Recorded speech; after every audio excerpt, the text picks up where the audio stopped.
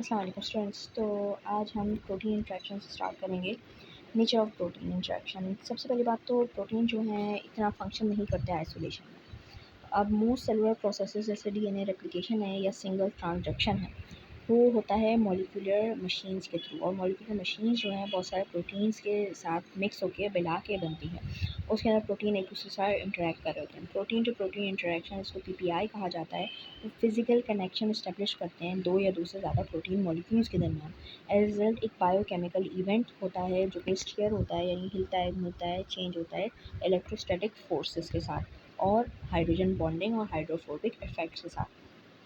कितने किस्म की इंटरेक्शन होती है प्रोटीन के दरमियान? अच्छा, एक होती है स्टेबल इंटरेक्शन, जिसके अंदर जो प्रोटीन इन्वॉल्व होते हैं वो पार्ट्स होते हैं मल्टी सब यूनिट कॉम्प्लेक्सेस का, जैसे हीमोग्लोबिन या राइबोसोम्स। अब ये सब यूनिट जो हैं वो अक्सर एक साथ रहते हैं और सारे फंक्शन फिर कैरी आउट करते हैं। और दूसरी इंटरेक्शन होती है ट्रांजिट इंटरेक्शन। अब ये टेम्परेरी होती है और टिपिकली इसमें रिक्वायर होता है स्पेसिफिक कंडीशंस जिसमें ये अकर हो सके, जिसमें यानी हो सके। एग्जाम्पल इसमें इंक्लूड होता है एंजाइम बाइंडिंग, जो सब्सट्रेट या हार्मोन बाइंडिंग रिसेप्टर के लिए होता है कि रिसेप्टर के साथ हो सके, या फिर ये ऑन ऑफ स्विचेस की तरह काम करते हैं सेल्स के। अच्छा, बाइंडिंग साइट और स्पेसिफिसिटी। जो स्पेसिफिक रीजन होता है प्रोटीन का जो मैच करता है दूसरे मॉलिक्यूल्स के साथ, उसको कहा जाता है बाइंडिंग साइट। ये साइट जो है यूजुअली एक कैविटी या पॉकेट होती है जिसके अंदर प्रोटीन सरफेस करता है और फॉर्म किया जाता है स्पेसिफिक फोल्डिंग ट्राइटरी स्ट्रक्चर में। ट्राइटरी स्ट्रक्चर हमने देखा था ना, उसमें यहाँ पे होता है। अच्छा, तो एबिलिटी प्रोटीन की बाइंड होने के लिए एक मॉलिक्यूल से दूसरे मॉलिक्यूल तक जो नहीं हो सकती उसको स्पेसिफिसिटी कहा जाता है। अच्छा, ये डिटरमाइन होती है लॉक एंड की फिट के साथ या इंड्यूस मॉडल के साथ। ये आपने एंजाइम का मॉडल पढ़ा होगा पहले छोटी क्लास में, लॉक एंड फिट वाला मॉडल। अच्छा, लॉक एंड की वाला मॉडल और इंड्यूस फिट वाला मॉडल।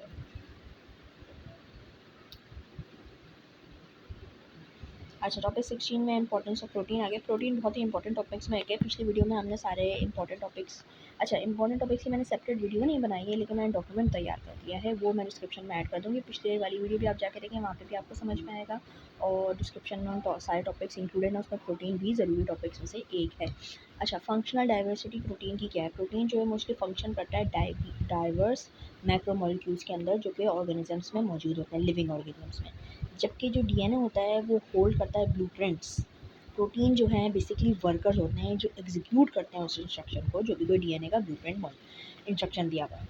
ये अकाउंट करते हैं almost 50% of dry mass most cells का। ठीक है, एसेंशियली ये ऑलमोस्ट हर डायनामिक फंक्शन में मौजूद होते हैं एक बायोलॉजिकल सिस्टम के। की बायोलॉजिकल रोल्स क्या होते हैं प्रोटीन के? वो एंजाइमेटिक एक्टिविटी रखते हैं, जैसे प्रोटीन बायोलॉजिकल कैटलिस्ट के तौर पे एक्ट करता है और स्पीड अप करता है chemical reaction without being consume. और एंजाइम के विदाउट एंजाइम्स जो एम प्लस होता है या डीएनए होता है, जैसे पॉलीमर्स या लाइफ सस्टेनिंग रिएक्शंस होते हैं, वो बहुत ज़्यादा स्लोली सपोर्ट करें लाइफ को। दूसरा इसका फंक्शन होता है कि स्ट्रक्चरल सपोर्ट। फाइब्रस प्रोटीन जो होते हैं वो फ्रेमवर्क प्रोवाइड करते हैं सेल्स और टिश्यूज़ के लिए, और कोलेजन प्रोवाइड करते हैं कि स्ट्रेंथन हो स्किन और बोन्स, जैसे केराटिन होता है जो बाल और फैदर वगैरह के लिए, नाखून वगैरह के लिए होता है। अच्छा, ट्रांसपोर्ट के लिए प्रोटीन जो है सब्सटेंस को मूव करते हैं मेम्ब्रेन्स के अक्रॉस। और डिफेंस के लिए होता है एंटीबॉडीज़ जो होती है स्पेशलाइज्ड प्रोटीन होती है जो आइडेंटिफाई करती हैं और न्यूट्रलाइज करती हैं फॉरेन इन्वेडर जैसे बैक्टीरिया और वायरसेस। ये सिग्नलिंग और कोऑर्डिनेशन के लिए भी यूज़ होता है, जैसे हार्मोन्स, इंसुलिन जैसे होते हैं ना, वो भी प्रोटीन होते हैं जो कि कोऑर्डिनेट करते हैं एक्टिविटीज़ के कहाँ पे किस पार्ट पे कौन सा हार्मोन सप्लाई होना है। मूवमेंट, एसिटिन और मायोसिन, ये जो है कॉन्ट्रैक्ट प्रोटीन्स होते हैं जो रिस्पॉन्सिबल होते हैं मूवमेंट के, मसल की मूवमेंट्स के रिस्पॉन्सिबल ये होते हैं। और इंटरनल और सपोर्ट जो होता है ऑर्गेनाइज का, वो भी इनके थ्रू ही होता है। देखो यहाँ पे डायग्राम बनी हुई है, उससे आप देख सकते हो क्या क्या इसके पॉसिबल फंक्शंस होते हैं। ठीक है, क्योंकि ये ज़रूरी सवाल में से है कि आप 3 फंक्शन दो, 5 फंक्शन दे दो प्रोटीन के, तो ये आप ज़रूर करना अगर प्रोटीन का टॉपिक कवर कर रहे हो। अच्छा, कार्बोहाइड्रेट्स आ गया, इसमें शुगर पॉलीमर्स की बात हो रही है। कार्बोहाइड्रेट्स बेसिकली कॉमनली उसको आप शुगर्स के तौर पे या स्टार्चेस के तौर पे जानते हो। ये ऑर्गेनिक मॉलिक्यूल्स होते हैं जो बेसिकली कार्बन, हाइड्रोजन, ऑक्सीजन के कंपोज किए जाते हैं। रेशियो अक्सर 1:1 रेशियो होता है। सेल बायोलॉजी में ये प्राइमरी सोर्स के तौर पर सर्व करते हैं जो कि केमिकल एनर्जी की है, और ये प्रोवाइड करते हैं क्रिटिकल स्ट्रक्चरल सपोर्ट सेल और टिश्यूज़ को। कार्बोहाइड्रेट जो है कैटेगराइज किए जाते हैं 3 मेन ग्रुप्स में, जिसके अंदर आपके पास आ जाता है मोनोस्टार्चेस, डाइस्टार्चेस और पॉलीस्टार्चेस। मोनोस्टार्चेस सबसे सिंपलेस्ट फॉर्म ऑफ कार्बोहाइड्रेट है, सिंगल शुगर्स। ये ग्लूकोज सबसे कॉमन एग्जांपल है उसका। अच्छा, ये सेंट्रल फ्यूल के तौर पे ऐड करते हैं सेलुलर रेस्पिरेशन में। अच्छा, डाई स्टार्चेस जो होते हैं वो कंसिस्ट करते हैं दो मोनी स्टार्चेस से, ठीक है, दो मोनी स्टार्चेस से बने होते हैं, बेसिकली जॉइन टुगेदर करे होते हैं ग्लाइकोसिड लिंकेज के थ्रू। जैसे उसमें एग्जांपल आ जाते हैं टेबल शुगर या मिल्क शुगर। पॉलीस्टार्चेस जो होते हैं वो मैक्रोमोलिक्यूल्स होते हैं जिसमें hundreds to thousands of monosaccharides use किए जाते हैं बनाने के लिए, और ये सर्व करते हैं एज अ स्टोरेज मटेरियल या स्ट्रक्चर बिल्डिंग ब्लॉक्स के तौर पे। अच्छा, स्टोरेज और स्ट्रक्चर पॉलीस्टार्चेस से क्या मराद है, दोनों डिफरेंस है। अच्छा, सेल जो है पॉलीस्टार्चेस यूज़ करते हैं दो डिस्टिंक्ट फंक्शन के, एक तो स्टोरेज के लिए जिसके अंदर ऐसे प्लांट्स हैं वो सरप्लस स्टोर कर लेते हैं ग्लूकोज का एज स्टार्च, और जो एनिमल होते हैं उसको स्टोर करते हैं ग्लाइकोजन की तरह, जैसे लिवर और मसल सेल्स। स्ट्रक्चर में जो सेल्यूलोज होता है वो मेजर कंपोनेंट्स में से एक होता है प्लांट सेल वॉल का, जो प्रोवाइड करता है रिजिडिटी। अब चिटिन जो होता है वो यूज़ किया जाता है आर्थ्रोपोड्स के थ्रू। आर्थ्रोपोड्स यूज़ करते हैं अपनी एक्सोस्केलेटन बिल्ड करने के लिए, और फंगाई यूज़ करता है क्या करने के लिए, अपनी सेल वॉल बिल्ड करने के लिए। ये देखो आप यहाँ पे इस डायग्राम के थ्रू भी देख सकते हो किस तरीके से उसके कौन कौन से सेल मेम्ब्रेन्स क्या कर रहा है, साइटोसिस क्या कर रहा है और प्लाइटोसिन क्या करता है। अच्छा, ग्लाइकोसिडिक लिंकेज क्या होती है? अब ग्लाइकोसिडिक लिंकेज समझने के लिए, ग्लाइकोसिडिक लिंकेज एक टाइप ऑफ कोवलेंट बॉन्ड होती है जो कि जॉइन करने में यानी मिलाने में मदद करती है कार्बोहाइड्रेट्स को के मॉलिक्यूल्स को दूसरे किस्म के ग्रुप से, ठीक है, ये विच मे और may not be another carbohydrates, यानी वो एक कार्बोहाइड्रेट को या तो दूसरे कार्बोहाइड्रेट के साथ मिला दे या किसी और किस्म के ग्रुप ऑफ मॉलिक्यूल के साथ मिला दे, ज़रूरी नहीं कि वो कार्बोहाइड्रेट के साथ ही मिला रही हो दूसरी। अच्छा, ये अगर साइकोलॉजी के कॉन्टेक्स्ट में देखा जाए तो ये जो लिंकेज है ये फंडामेंटल ग्लू होता है जो कि अलाउ करता है सिंपल मोनो स्टार्चेस को बिल्ड करने में कॉम्प्लेक्स डाई स्टार्चेस और मासिव पॉलीस्टार्चेस। अच्छा, फॉर्मेशन उसकी इसकी होती है डिहाइड्रेशन सिंथेसिस के थ्रू। ये बॉन्ड जो है फॉर्म करता है एक प्रोसेस के थ्रू जिसको कहा जाता है डिहाइड्रेशन सिंथेसिस, जो कि या फिर इसको कंडेंसेशन भी कहा जाता है, जो कि क्या होता है, during this reaction hydroxide group जो होता है वो रिमूव कर दिया जाता है एक मोनोस्टार्चेस से, और एक हाइड्रोजन एटम जो है उसको रिमूव कर दिया जाता है हाइड्रोक्साइड ग्रुप के दूसरे वाले जिसके साथ कंबाइन किया था ना उस वाले ग्रुप से। फिर इनको कंबाइन किया जाता है फॉर्म करने के लिए वाटर मॉलिक्यूल, लीव कर दिया जाता है ऑक्सीजन एटम को जो कि ब्रिज करता है इन दोनों शुगर रिंग्स को, ठीक है। लिंकेज की टाइप्स कितनी होती है, लिंकेज के आसपास 1 2 3 4 टाइप होती है। एक टू 1 to 4 लिंकेज होती है जो कि मोस्ट कॉमन लिंकेज होती है लीनियर चेंज में, जिसमें कार्बन 1 होता है और शुगर का कार्बन 1 होता है और कार्बन 4 होता है दूसरी वाली एलिमेंट का, ठीक है। अच्छा, 1 to 6 लिंकेज, इसमें टिपिकली क्या होती है, ब्रांचेस पॉइंट क्रिएट होते हैं मॉलिक्यूल्स के अंदर, जैसे ग्लाइकोसिन और एमिप्रोपेक्टिन में होते हैं। अच्छा, तीसरी होती है हमारे पास अल्फा लिंकेज, इसमें लिंकेज पॉइंट जो होते हैं down relative to sugar ring में होते हैं। ये बेसिकली इसमें फाउंड किया जाता है स्टार्च या ग्लाइकोसिन में, ये इजीली डाइजेस्टेड होते हैं। आप अगर इंसान है आप खा सकते हो उसको, जिसमें ये शुगर रिंग्स मौजूद होते हैं तो ईजिली डाइजेस्टेबल होते हैं, जिस एलिमेंट्स में, जिस खाने की चीज़ में, जिस किसी भी चीज़ में ये वाले शुगर्स मौजूद होते हैं। अच्छा, बेटा लिंकेज जो होती है वो पॉइंट अप होती है, जो शुगर रिंग से है ना उसके पॉइंट अप पॉइंट कर रही होती है। ये फाउंड होता है मोस्टली किसके अंदर, सेल्यूलोस में, जो कि हाई स्ट्रक्चर स्टेबिलिटी प्रोवाइड करता है, जो कि क्या है, रेजिस्टेंस होता है उसके अंदर ह्यूमन डाइजेशन के थ्रू, ठीक है, डाइजेस्टर के हिसाब में उसके फंक्शन में रेजिस्टेंट होता है इसमें। अच्छा, फिर आगे हमारे पास के अलग अलग क्लासेस होती हैं कार्बोहाइड्रेट्स की मोनोस्टार्चेज में से। अच्छा, मोनोस्टार्चेज की आप मीनिंग देखो तो मोनोस ग्रीक में मतलब होता है सिंगल, और स्टार्चेज मतलब होता है शुगर।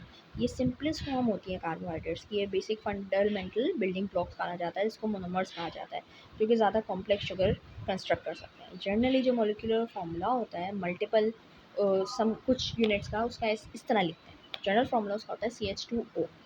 अच्छा, मोनोस्टार्चेज जो हैं क्लासिफाई किए जाते हैं 3 मेन कैटेगरिया के ऊपर।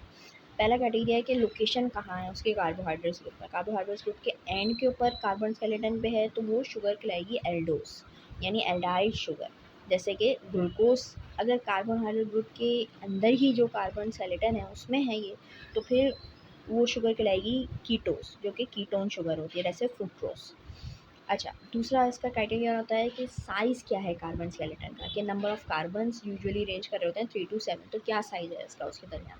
उसमें पॉइंट होता है कि ट्राइसोसिस, अगर 3 कार्बन शुगर्स हैं तो ग्लाइसीहाइड्रेट है वो, अगर पेंटोस है यानी 5 कार्बन शुगर्स हैं तो राइबोस या डाईराइबोजिक्स है, अगर हेक्सोस है यानी 6 कार्बन शुगर्स हैं तो ग्लूकोज, गैलेक्टोस या फ्रुक्टोस होगा। तीसरा पॉइंट है इसका स्पेशल अरेंजमेंट, मोनोस्टार्चेस में स्पेशल अरेंजमेंट भी मैटर करती है। मोनोस्टार्चेस जो है एंटीनोमर्स हो सकते हैं यानी मिरर इमेज हो सकते हैं या स्ट्रक्चरल आइसोमर्स हो सकते हैं। एग्जाम्पल के तौर पर ग्लूकोज है और ग्लैक्टोज है जिनका सेम फॉर्मूला होता है लेकिन वो अरेंजमेंट में डिफ़र कर रहे होते हैं। एक एसिमेट्रिक होता है और दूसरा डिफरेंट तरीके से हो रहा होता है। अच्छा, लीनियर और रिंग फॉर्म्स क्या होती हैं? वैसे आप देखो तो आपके पास जब आप स्ट्रक्चरल फॉर्म उसके बनाते हो तो कुछ केमिकल फॉर्म लेके लीनियर जा रहे होते हैं और कुछ का रिंग फॉर्मेशन बन रही होती है। While often drawing a linear skeleton in text book में आप लीनियर स्केलेटन देखते हो तो मोस्टली उसमें 5 to 6 कार्बन शुगर्स होती हैं जो कि एक रिंग फॉर्म कर देती है एक्वस सोल्यूशन में। लेकिन सबसे जो स्टेबल फॉर्म होती है ना इन मॉलिक्यूल्स की वो कहाँ होती है? Within watery environment of a cell. जहाँ पे सेल में जो वाटरी एनवायरनमेंट होती है ना वहाँ पे इनकी सबसे मजबूत स्ट्रक्चर बनता है। ठीक है, वहाँ पे ये सही रहते हैं, स्टेबल रहते हैं। अच्छा, अलग अलग क्लासेस होती हैं आपके पास कार्बोहाइड्रेट्स की, किसकी? डाई स्टार्चेस की। अभी हमने मोनोस्टार्चेस पढ़ा, अब डाई स्टार्चेस। डाई का मतलब 2 होता है, स्टार्चेस का मतलब हमने देखा शुगर होता है। इसके अंदर 2 मोनोस्टार्चेस होते हैं जो ग्लाइकोसिलिक लिंकेज के थ्रू कंबाइन होते हैं, जुड़े हुए होते हैं और फिर एक बड़ा सा बन जाता है। अच्छा, because they are compose of 2 sugar ring, क्योंकि 2 शुगर रिंग से बने होते हैं तो उसको आप मज़ीद ब्रेक डाउन कर सकते हो और उसके जो कॉन्स्टिट्यूट मोनोमर्स हैं वाया हाइड्रोलिसिस उसको आप तोड़ सकते हो हाइड्रोलिसिस के थ्रू और फिर इससे पहले कि बॉडी अब्जॉर्व करे उसको फ्यूल के लिए। ठीक है, अगर 2 हैं तो उसको ब्रेक डाउन किया जा सकता है। फॉर्मेशन डायचार्जेस की कैसी होती है? ये फॉर्म होता है, ये भी डिहाइड्रेशन रिएक्शन के थ्रू होता है जिसको कंडेंसेशन कहा जाता है। इस प्रोसेस के दरमियान सेम वही बिहेवियर है। ठीक है, कार्बोहाइड्रेट ग्रुप जो है वो एक मोनोस्टार्चेस से रिमूव कर दिया जाता है और एक हाइड्रोजन आइटम मूव कर दिया जाता है जो दूसरा मोनोस्टार्चेस है जिसके साथ कंबाइन किया जा रहा है। रिजल्ट करता है कि वाटर मॉलिक्यूल्स जैसे H2O वो फॉर्म हो जाए और ये फॉर्मेशन होती है कोवलेंट बॉन्ड के थ्रू। ठीक है, कोवलेंट बॉन्ड होता है, एक टाइप ऑफ कोवलेंट बॉन्ड होता है ग्लाइकोसिलिक लिंकेज। ये चीज़ याद रखो। देखो यहाँ पे ग्लूकोज ग्लूकोज से ये मेल्टोस कैसा बना, यानी ग्लूकोज ग्लूकोज को कंबाइन करा तो मेल्टोस बन गया। पूरा केमिकल रिएक्शन इसमें दिया हुआ है। अच्छा, कॉमन डायस्टार्चेज जो बायोलॉजी में होते हैं यानी सेल बायोलॉजी में आप स्टडी कर लेते हो अक्सर एनकाउंटर होता है आपको, तो उसमें आपके पास 3 होते हैं। ठीक है, सुक्रोज, लैक्टोज और मेल्टोज। ये याद रखने हैं आपने सारे नाम और फॉर्मेशन की याद रखनी है। आपको एमसीक्यूज में आए, आपको क्वेश्चन आंसर में आए, आपको कोई और बायो का सब्जेक्ट है तो उसमें भी रिपीट हो सकता है, जैसे बायोकेमिस्ट्री में भी आ जाता है। अच्छा, सुक्रोज ये फॉर्म किस तरह होता है? ये ग्लूकोज और फ्रुक्टोज के कॉम्बिनेशन से बनता है। ठीक है, ये मोस्टली टेबल सॉल्ट को कहा जाता है। अच्छा, लैक्टोज जो है ग्लूकोज और ग्लैक्टोज से बनता है। ये शुगर जो है नेचुरली फाउंड होता है मिल्क में। ठीक है, जो नर्सिंग मैमल्स होते हैं उनके जो दूध होते हैं उसमें ये मिलता है आपको ऑटोमेटिकली। मेल्टोज जो होता है ग्लूकोज और ग्लूकोज के मिला के मिलता है जिसको माल्ट शुगर कहा जाता है जो कि स्टार्चेस से बनता है। बायोलॉजिकल इंपॉर्टेंस और डाइजेशन क्या होती है? जो डाई स्टार्चेस होते हैं वो बहुत लार्ज होते हैं कि वो पास नहीं हो पाते सेल मेम्ब्रेन्स के थ्रू जो इंटेस्टाइन्स लिनिंग के अराउंड होते हैं, तो बॉडी स्पेसिफिक एंजाइम्स यूज़ करती है उनको हाइड्रोलाइज करने के लिए। सुक्रास यूज़ होता है सुक्रोज को ब्रेक डाउन करने के लिए, लैक्टास यूज़ होता है लैक्टोज को ब्रेक डाउन करने के लिए और सिमिलरली मेल्टास यूज़ होता है मेल्टोज को ब्रेक डाउन करने की। डिफिशिएंसी होगा है अगर इन एंजाइम्स में जैसे कि लैक्टास में तो वो लीड करती है कंडीशन जिसको आप कहते हो लैक्टोज इंटॉलरेंट। ये सवाल भी आपका अलग बन सकता है कि लैक्टोज इंटॉलरेंट क्या होता है? लैक्टोज इंटॉलरेंट ये होता है कि एक डिफिशिएंसी क्रिएट हो जाए लैक्टास नाम के एंजाइम में, उसमें फिर क्या होता है, फिर आपका जो गट है उसमें इम्बैलेंस क्रिएट हो जाता है ऑस्मोटिक लेवल पे जो डाइजेस्ट नहीं कर पाता शुगर को।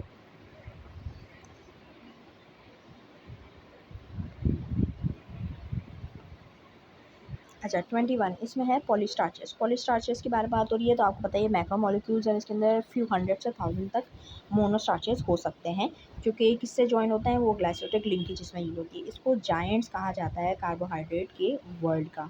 अनलाइक मोनोस्टार्चेस या डायस्टार्चेस, पॉलीस्टार्चेस जनरली स्वीट नहीं होते और ऑफन इनसॉल्युबल होते हैं वाटर में, यानी पानी में नहीं घुल पाते। ये 2 प्राइमरी रोल्स हैं लिविंग ऑर्गेनिज्म में जो सर्व करते हैं, एक एनर्जी स्टोरेज और स्ट्रक्चरल सपोर्ट। स्टोरेज किस तरीके से होती है पॉलीस्टार्चेस की? इन मॉलिक्यूल्स को सेविंग अकाउंट के नाम से जाना जाता है। ठीक है, saving account of glucose for the cell. अच्छा, ये जो ऐसे ऐसे अलग अलग से इनके नाम दिया ना ज़रूर अपने दिमाग में रखा करो कि एमसीक्यूज में ऐसी चीज़ें पूछ लेते हैं लाजमी। अच्छा, स्टार्चेस के तौर पे स्टार्च के तौर पे जो पॉलीमर होता है ग्लूकोज का वो मोनोमर्स में फाउंड होता है, किसमें? प्लांट्स में फाउंड होता है। जो मोनोमर्स होते हैं वो रिप्रेजेंट करता है कि स्टोर्ड सोलर एनर्जी। जैसे प्लांट्स है वो एनर्जी सोलर एनर्जी स्टोर कर लेते हैं और प्लांट्स जो है स्टार्च स्टोर करते हैं ग्रैन्युलर्स के थ्रू जो कि सेलुलर स्ट्रक्चर में इनके पाए जाते हैं जिसको आप प्लास्टेड्स कहते हो। इसके अंदर क्लोरोप्लास्ट इंक्लूड होता है। मोस्ट एनिमल जैसे कि इंसान हो उसके अंदर जो एंजाइम्स होते हैं वो इसको हाइड्रोलाइज़ कर सकते हैं, जैसे प्लांट का स्टार्च वगैरह है, और उससे फिर वो ग्लूकोज़ जो अवेलेबल होता है वो एज़ न्यूट्रिएंट ले सकते हैं। अच्छा, ग्लूकोज़ के अंदर कैसे पाया जाता है? ये पॉलीमर ग्लूकोज़ का होता है, इसके अंदर पेक्टेन होता है जो कि मोर एक्सटेंसिवली ब्रांच होता है। ह्यूमंस और दूसरे दूसरे वर्टिब्रेट्स जो होते हैं वो ग्लाइकोजन स्टोर कर सकते हैं मेनली अपने लिवर के अंदर और अपने मसल सेल्स के अंदर। हाइड्रोलिसिस होता है ग्लाइकोजन का जब ये सेल्स रिलीज़ होते हैं ग्लूकोज में, और फिर ये डिमांड करते हैं कि शुगर इंक्रीज़ हो जाए। स्ट्रक्चर पॉलीस्टार्चेज जो होता है उसमें ये मॉलिक्यूल्स मैकेनिकल स्ट्रेंथ प्रोवाइड करते हैं और प्रोटेक्शन प्रोवाइड करते हैं कि ये सेल्स ऑर्गेनिजम्स, और सेल्यूलोज के तौर पे ये एक मेजर कंपोनेंट होता है जो टफ वॉल्स को जो एनक्लोज होती हैं प्लांट सेल में, उनको मोस्ट अबंडेंट ऑर्गेनिक कंपाउंड के तौर पे अर्थ पे मौजूद है।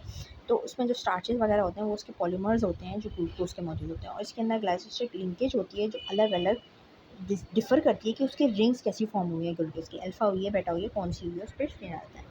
फिर आ जाता है आपके पास चिटिन। चिटिन क्या होता है? जब कार्बोहाइड्रेट यूज़ करता है आर्थ्रोपोड्स जो आर्थ्रोपोड्स होते हैं, यानी कीड़े मकोड़े, वो जब यूज़ करते हैं कार्बोहाइड्रेट्स को तो वो बिल्ड करते हैं एक एक्सोस्केलेटन अपने ऊपर, ठीक है? तो उसमें जो चिटिन फाउंड होता है उसकी सेल वॉल्स में, वहाँ पे जो एक्सोस्केलेटन होता है ना उसमें चिटिन फाउंड होता है, और जो फंगी अपनी सेल वॉल बनाते हैं उसमें भी चिटिन फाउंड होता है। ये सिमिलर होता है सेल्यूलोज के, जो सेल्यूलोज मॉल होता है ना उसके ऑलमोस्ट वैसा ही होता है, लेकिन इसके अंदर नाइट्रोजन कंटेन हो रहा होता है, ठीक है? इसमें नाइट्रोजन कंटेनिंग होती है, जो अटैचमेंट होती है जब उसकी ग्लूकोज पॉलीमर से अटैचमेंट होती है ना तो उसमें नाइट्रोजन कंटेन हो रहा होता है, ठीक है?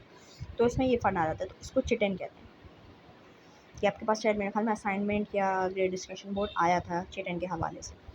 अच्छा, कार्बोहाइड्रेट्स एज एनर्जी स्टोर और स्ट्रक्चर, हमें पता है कि कार्बोहाइड्रेट जो है में दो प्राइमरी फंक्शन देता है, acting as a rapid access energy chemical energy store source, और प्रोवाइड करता है एक स्ट्रक्चरल फ्रेमवर्क सेल्स की, ठीक है? ये तो हमें पता है कि एनर्जी सोर्स के तौर पे होता है। एनर्जी सोर्स के तौर पे होता है कि इमीडिएट एनर्जी प्रोवाइड कर सकता है, शॉर्ट टर्म स्टोरेज प्रोवाइड कर सकता है, जैसे ग्लूकोज फ्री हो जाए तो उसमें ऑटोमेटिक प्रेशर के थ्रू अप्लाई कर सकता है। प्लांट्स हैं जो स्टार्च में, एनिमल्स हैं ग्लाइसोसोम के ज़रिए, और कार्बोहाइड्रेट्स का स्ट्रक्चर सेल्यूलोज, चिटिन और पेप्टोक्साइलिन के थ्रू होता है। ये हम ऑलरेडी पढ़ चुके हैं, तो मैं इसको थोड़ा आगे बढ़ा देती हूँ कि आप डायग्राम देख सकते हो सेल्यूलोज की कैसी है, हमने पिछली दफ़ा भी डाली थी, सेम उसी तरीके से है। अच्छा, तो आज के लिए इतना ही, फिर मैं अगली वीडियो जल्दी अपलोड करूँगी इसके हवाले से।